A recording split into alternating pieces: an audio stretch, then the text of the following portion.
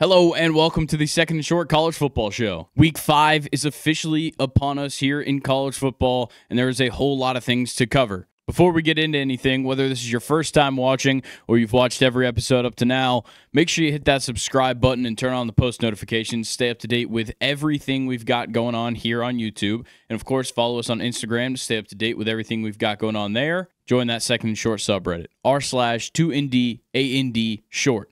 That's where you can submit college football questions, or you can submit your questions for questions time for our podcasts on Fridays. Submit those by Thursday at 4 p.m., and they will get answered on the podcast. If you've never watched the show before, this is the way it goes. We start off talking about the biggest headlines in college football. Then it's over to my Week 5 top 10. Then we'll talk about the top matchups in college football this week, followed by some ones to watch, and then we'll close out the show with 3 picks. This week, we're doing something new with the picks, so make sure you stay tuned. Check it out. I think it's going to be very fun for anybody that wants to tail me this weekend. Without any further ado, let's go ahead and get into the headliners for Week 5. Not too much news has come across this week, but we'll start off with the Pac-12. This story continues to develop week after week. Last week, we got the news of the 4 teams that already announced they would join, putting the Pac-12 at 6 teams. We knew that they still needed 2 more teams to become a conference. Well, now we've got confirmation that Utah State will also be leaving the Mountain West for the Pac-12. That puts these 2 conferences at 7 teams apiece, meaning both the Pac-12 and Mountain West will not be viewed as conferences once these moves are done. That Utah State news developed on Monday morning. Midday on Monday, we got the news that there were 3 other teams that potentially had mutual interest in a move to the Pac-12, those being 3 of the Group of 5 and the AAC's biggest programs. Those 3 being Memphis, Tulane, and USF. By Monday afternoon, it came out that all 3 of those schools had already declined the offers from the Pac-12 because the AAC is looking into new ways of bringing in revenue for the conference, and those 3 teams are a huge part of it. These new monetary opportunities for the AAC far outweighs the possibility of a media rights deal that the Pac-12 still doesn't have and keeps pitching to teams at an unbelievable number, somewhere around the $15 million mark per year per school. Then by Monday night, we heard that UNLV was now exploring their options about joining the Pac-12. We haven't gotten a decision just yet, but they are going to test out the waters. So that could put the Mountain West in a really bad position where they might only have 6 teams left over if the Pac-12 grabs UNLV. We'll have to see how this pans out. If you want to hear a little more opinion-based stuff about it, I gave a lot more of opinion-based things about the Pac-12 going out and rating the Mountain West on last week's episode, so feel free to go back and listen to that if you haven't already. The next thing that the Pac-12 has been lumped into is Reggie Bush's lawsuits. Now Reggie is suing the NCAA, Pac-12, and USC for the usage of his name, image, and likeness during his time at USC. In this filing, Bush's legal team pointed out that all 3 entities, the NCAA, the Pac-12, and USC, all had significant monetary gain off of the back of Reggie Bush's performances during his time at USC. Among those revenue streams were television contracts, merchandise sales, and media rights that all tie back to his time in college. Bush's lawyer, Evan Selleck, had a couple of quotes talking about what the intention is with this lawsuit. The goal is to rectify this injustice and create a way for athletes to be fairly compensated for the efforts that they're putting in and the monetary value that they bring to their universities. I think this lawsuit could end up being a big deal, and I agree. I don't think this is for Reggie Bush. I think this is to set the precedent going forward for everybody. This should start opening the doors and opening the minds as well of the public and of the NCAA to start figuring out a way to properly compensate athletes because they truly are running this entire operation. And our final headline, in not much of a newsworthy start to the week thus far, is that Oklahoma is benching Jackson Arnold. Brent Venables announced that this weekend, Michael Hawkins Jr. will take over the starting spot as they take on Auburn. If you watched Oklahoma-Tennessee, you would know that Jackson Arnold was benched in the second quarter against Tennessee. Michael Hawkins Jr. came in and finished out the game and looked better than Jackson Arnold and looked pretty good for the beginning of his young career. Now he's getting the opportunity to get the start against Auburn. So we'll just have to see what he's able to do because Jackson Arnold certainly wasn't getting it done. I talked at length last week about how I wasn't happy with what I've seen this far. I wasn't impressed by Oklahoma yet. I'm still not impressed, so we'll see what Michael Hawkins Jr. has to bring to the table. Hawkins could be one of two things. He could either be Jackson Arnold or worse, or he could paint his nails and lose to the Colts on Sundays in 3 years. All right, that is it for all the news here. Let's head into my top 10 heading into week 5. All right, we start off with number 1 Texas sticking to it after a big win over ULM. Then you had Georgia on a bye week. They hold down the number 2 spot. Ohio State comes in at 3 as they ward off Marshall. Alabama on a bye comes in at number 4. This is where I might lose some people. I'm keeping Ole Miss at 5, and I'm keeping Tennessee at 6. Now, the reason for this is that I wanted Tennessee to prove me something against Oklahoma, and the defense did that. The defense proved me something against Oklahoma. The offense didn't. I thought Heupel came out and just kind of coached a weird game for his offense.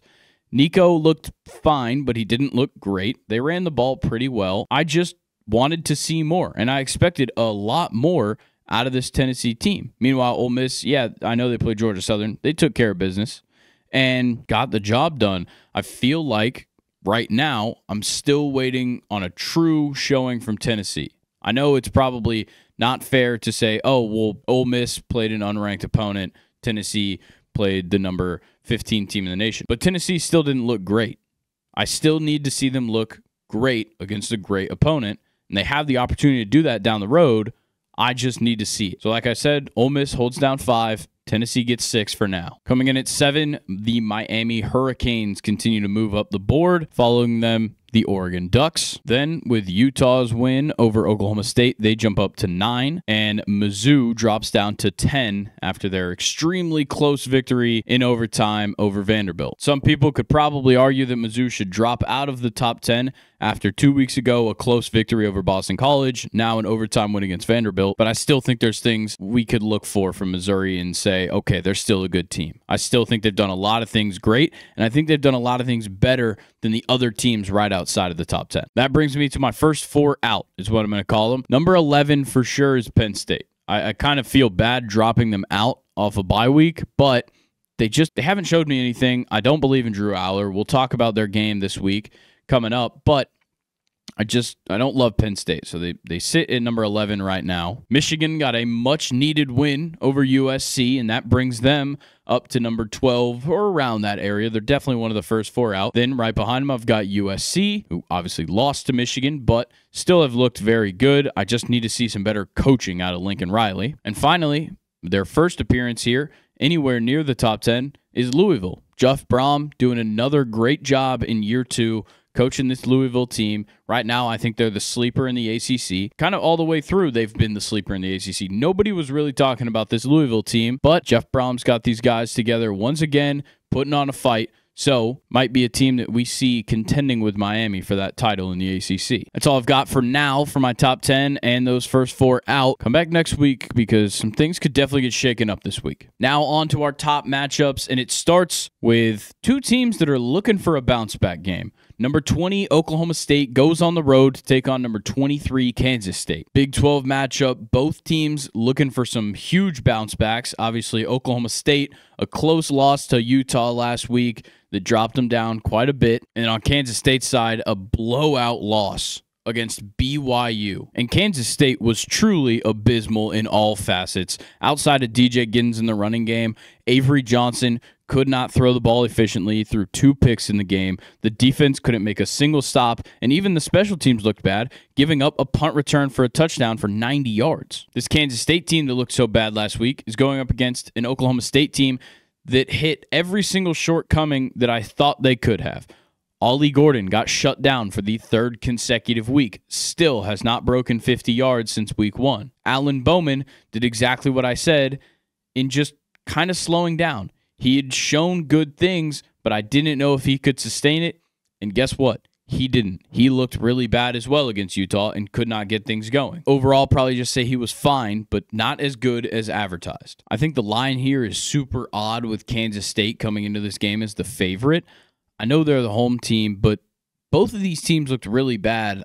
I would say Kansas State had the worst loss for sure last week. I think as of right now, I'm going to side with Kansas State despite the fact that I just kind of said they shouldn't be the favorite in this game. I still think they can win. I think DJ Giddens is good enough to just run the ball, run down the clock, give them chances. And Avery Johnson is an X factor in the game. If he can turn up in the passing game, we know he can run the ball pretty well. They're going to get things done on the offensive side.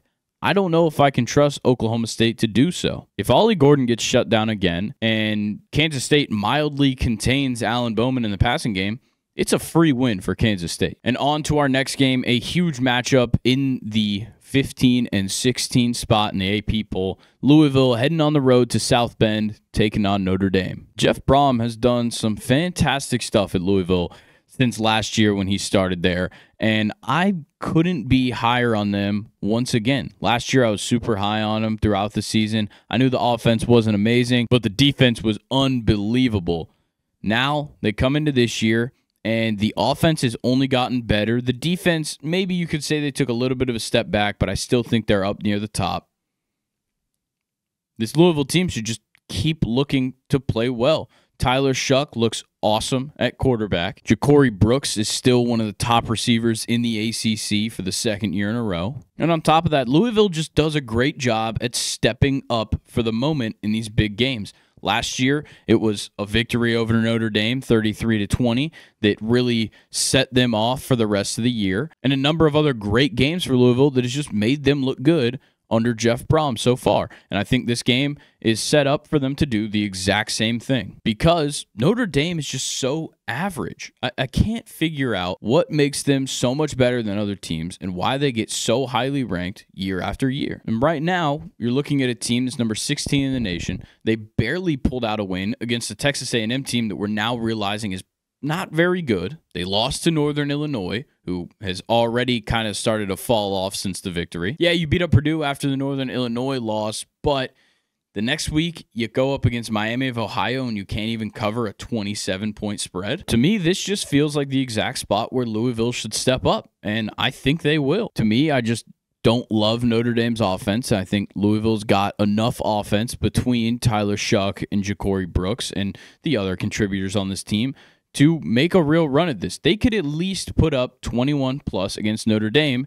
Then it's up to the defense to make the stops. So as of right now, just for the pick, just to say which team I think is going to win this game, I'm going to go with Louisville. But I'll talk about the pick a little bit more in depth, so stay tuned for the pick section. Our next big matchup, number 19 Illinois heading on the road to State College to take on number 9 Penn State. I must say this is not an official whiteout, but James Franklin has requested whiteout energy.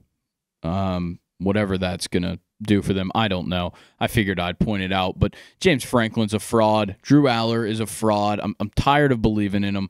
I haven't believed in James Franklin in probably 2 years, but I'm done believing in Drew Aller. I don't know. Yeah, they could probably win this game. I don't think Illinois is just going to show up and just take down a top 10 team, but I do think that Illinois is going to give them a lot more trouble than they think. To me, I just think they have the ability to keep up. Luke Altmaier has looked really good up to this point. I've really liked what I've seen from him. I like what I saw just being a strong team, playing through that game against Nebraska, playing it to the end, and getting a win in comeback fashion in overtime. I just think Brett Bielema going on the road, he's not worried. That's the thing. Illinois has nothing to lose in this matchup, and it plays into their favor tremendously. I don't think Illinois will pull it off necessarily, but I don't think Penn State is going to have an easy route through this game. Our final big matchup is, of course, the biggest matchup. Might be the game of the year. Who knows? But number 2, Georgia, heads on the road to number 4, Alabama. Do I even really need to say anything about this matchup? Of course, this is going to be a hell of a game. Both of these teams coming off bye weeks, which probably plays more into the favor of Georgia because now they can forget about 2 weeks ago versus Kentucky. But Alabama also just looking to refresh themselves. I think Kalen DeBoer's been good, but he hasn't been perfect. And I don't think anybody expected Nick Saban out of him. But we're expecting some good stuff. And we've seen good stuff at points, and we've kind of seen them not look great out the gates in some games. So Alabama definitely has things to figure out as well heading into this matchup. And I think when it comes down to a matchup like this of such, we know that both teams are extremely talented. They're going to have like the best talent in the nation, and they've got, the best staffs and the best opportunities for all the players and all that stuff. it comes down to the coaching matchup. And as of right now, I'm not willing to say that Kalen DeBoer is going to outcoach Kirby Smart. When this matchup was Saban versus Smart, Saban kind of had his number. And we saw Kirby Smart obviously, take advantage of him a couple times, got a couple wins that were huge. But in the biggest ones, especially recently, Nick Saban outcoached him. And it worked out in his favor. But now with DeBoer in there, I just can't side with him yet. I need to see a lot more out of Kalen DeBoer before I start saying that he could outcoach Kirby Smart in a game. And I think with where these two teams are at, it's going to come down to the outcoaching, and that's Kirby Smart's side. So I'm going to take Georgia in this game. Obviously, don't be surprised if Alabama wins. I think this one's a toss-up in my mind, but I'm going to take Georgia. All right, that does it for the top matchups. Let's head over to the ones to watch. We start off with a neutral site game. Arkansas playing number 24 Texas A&M at AT&T Stadium. I think with this game, it's just a matter of Arkansas is coming off of a great performance against Auburn, and Texas A&M's coming off of a pretty weak performance against Bowling Green. Arkansas's got a great defense that I think is more than capable of stopping a pretty lackluster Texas A&M offense. On Texas A&M's side, Mike Elko simply he's got to beat these guys into shape. I don't know what the deal is with this A&M team.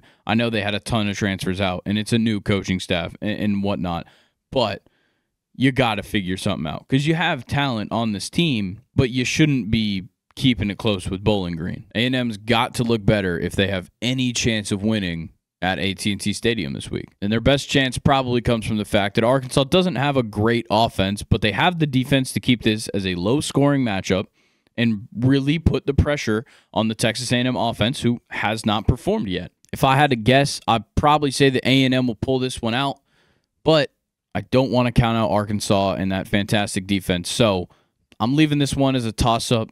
Let me know in the comments who you think is going to win this one. Our next game, number 22, BYU, heading on the road to Baylor. I just want to know how Baylor's favored in this game. You have a BYU team coming off of an upset victory over the number 13 team in the nation. Meanwhile, Baylor has already lost to a Utah team that freshly lost Cam Rising in that game. And they lost last week in overtime to Colorado, who has not been a good team all year. And just to add salt into the wound for Baylor, I've been out on Dave Aranda. I think I said he should have been fired like the first couple episodes of this podcast's existence. I probably said he should have got fired. Now I'm really there. I feel like he is fired, and this game could definitely be the tipping point. So I just say look out for BYU here because I think Baylor's got a pretty good chance of getting upset. This one's a bit of a long shot. We've got Virginia Tech heading on the road to take on number 7 Miami. And this wouldn't be here at all if it wasn't a Friday night ACC game. There's just a history of Friday night ACC games just kind of getting weird. That's the best way I can describe it. I don't think Miami's going to lose, and I would assume Cam Ward will have another fantastic showing, but I don't know what to expect from Virginia Tech because Kyron Drones was a guy that everybody was looking at before the season started. He's been pretty bad up to this point. But maybe he could bring out some weird ACC Friday night magic. I don't know. So I think that one's a long shot, but definitely tune in on Friday. My final one is USF versus Tulane. And this is kind of like some of the other picks I've been making for these ones to watch, where it's just really about two teams that have gotten a little bit unlucky with their losses and are coming into this game and just going to put up points. That's how USF and Tulane look to me. USF's 2 losses are to Alabama and Miami. That's just incredibly unlucky scheduling to have those two in the first 4 weeks of the season. And Tulane the same way. Their 2 losses, a close one with Kansas State and a close one with Oklahoma. But the thing that really drew me into this game, the over-under right now is 64.5. That is a hard number to come by with a college football line. So, just whether you want to put money on it or not, I don't care. It's really just about, if you want to see touchdowns, you got to watch this game. It's going to be a touchdown factory between these two teams. All right, those were your ones to watch. Now, let's wrap up the show here with my Week 5 picks. Before we get into any of the picks, I'd like to point out that this week I wanted to do something a little more fun. We've just been, picking, oh, this team's a favorite, we'll pick them. And last week didn't go too well, 1-2. But I think I'm really liking some underdogs this week. I'm really liking those plus numbers that I'm seeing, especially against the spread. We're starting off the picks with BYU plus 3.5. I'm loving the underdogs this week, and BYU is my favorite underdog of the entire week. I already talked about how I don't understand how Baylor's the favorite in this game. The fact that they're giving BYU a field goal and a half sounds really good to me. I think if BYU loses, it will probably be by a field goal, and hence they would cover the spread. Like, I really just don't understand how we're getting plus money against a horrible Baylor team. BYU has been solid in all their games, and they just beat the life out of Kansas State. How can we say they're not a better team at the moment than Baylor, who has 2 losses, who I already talked about, were pretty bad losses? And look, if you're parlaying these, I'd probably just take the spread here. But if you want to throw down a single, I would take BYU money line. They're doing a fantastic job right now at shutting down the pass. So we already know the pass is going to be out of the cards. BYU only allowing 132 passing yards per game, and they haven't allowed a passing touchdown. Baylor is a bit of a run-heavy offense. They run more times than they've passed this season, but BYU has a pretty solid run defense. It's not perfect, but it could definitely get the job done. And I believe in the BYU offense to at least be able to put up the points necessary to slow down what this Baylor team has on offense. On top of that, Baylor has not looked very good against the pass. The numbers are a little bit skewed, but Shedeur Sanders last week was still having his way just like he normally would, whereas BYU was throwing the ball pretty well against Kansas State. So I'm still sticking with BYU. Love what I've seen from them. Like I said, right now, take the safer out, BYU plus 3.5. We'll see how the line shifts throughout the week. My next one, a big-time underdog, and I'm not going to take him for a money line, but Illinois plus 17.5 is very sneaky. And this pick for me is really all vibes. It really is. This is a vibes pick. You know I hate Drew Aller. You know I hate James Franklin, and I'm really liking what I'm seeing from Illinois. Brett Bielema just is the cherry on top for this pick. Brett Bielema is as gritty as it gets, and he is just the guy for a game like this. Going into a hostile environment, we already talked about it, whiteout energy, not a whiteout, just whiteout energy. Brett Bielema is the coach you want going on the road for this kind of game. And they're the number 19 team in the nation. And they're coming off of a super tough win, a hard-fought win against Nebraska in overtime. This is the perfect spot for Illinois to show up and at least give Penn State a game. So I think 17.5 is unbelievable. I would say that if this gets as low as 15.5, I'd still take that spread. Maybe even 14.5. I'd probably, 14.5. If it gets to 14.5, I'd still be taking Illinois plus 14.5. I love what they have to offer. Obviously, I do think Penn State will probably end up edging them out for the victory, but Illinois has definitely shown me some stuff, and Penn State I'm so done with. So give me Illinois plus 17.5. And this is really setting up to look just like Week 5 last year for Penn State, in which they only defeated Northwestern 17-7.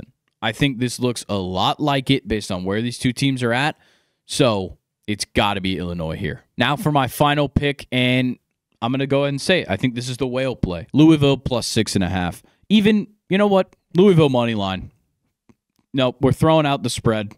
Look, 6.5 is a great spread. If you're going to parlay these, sure, go ahead, do 6.5. But throw down a single on money line. I think that's the way to go. I think the money just makes sense. And if you've watched Louisville this season, and if you've watched Notre Dame this season, you would know why.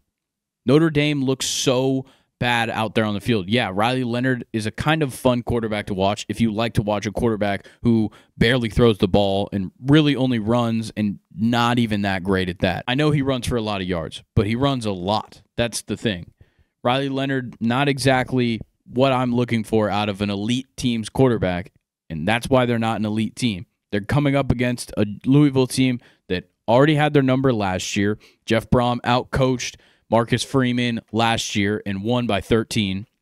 I just feel like Louisville is going to come out and do it again. This Louisville offense is far improved over what we saw last year, and the defense is just as good, if not better. I think Louisville is just a surefire one here. Louisville already 3-0 against the spread this season in their 3 games. Now they come into this Notre Dame game against, yes, an elite rushing offense led by Riley Leonard, but Louisville has the front 7 to contain Riley Leonard and keep him in the pocket. If you can force Riley Leonard to throw the ball, you might just be in a fantastic situation if you're Louisville. and now you have the offense to back yourself up. Up to this point, Louisville's held teams to less than 90 rushing yards per game, so they've got the run defense to keep themselves in this game, and they've got the offense to win it, and they already passed the ball extremely well, so I'm not worried about Louisville on the offensive side. I think the defense is great. Give me the Cardinals money line over the Fighting Irish, even in South Bend. Just to recap the picks, you got BYU plus 3.5, Illinois plus 17.5, and go ahead and just do Louisville money line. Just scratch the spread. It's a money line. Louisville is winning this game. If you enjoyed this episode and want to see more, make sure you hit that subscribe button. Turn on those post notifications so you see it whenever the episode goes up. Every week, Thursdays at 3 p.m. As well as that, we got the podcast for you to check out Mondays and Fridays. That comes out in the morning. That's available on YouTube and wherever you get your podcasts. Make sure you leave a comment. Let us know what we could be doing on these episodes. And of course, give us that final score for Arkansas, Texas A&M in the comments. As well as that, make sure you follow us on Instagram. Stay up to date with everything we've got going on across every channel we've got is going to be on the Instagram. Join that second and short subreddit, r/2ND A&D short. You can either submit college football questions by Tuesday morning, or you can submit questions time questions by Thursday afternoon. Either way, make sure you join that subreddit. Thank you guys for watching. Thanks for the continued support here on the College Football Show. I will catch you guys on the podcast, or I'll see you back here next week. Thanks for watching. Peace.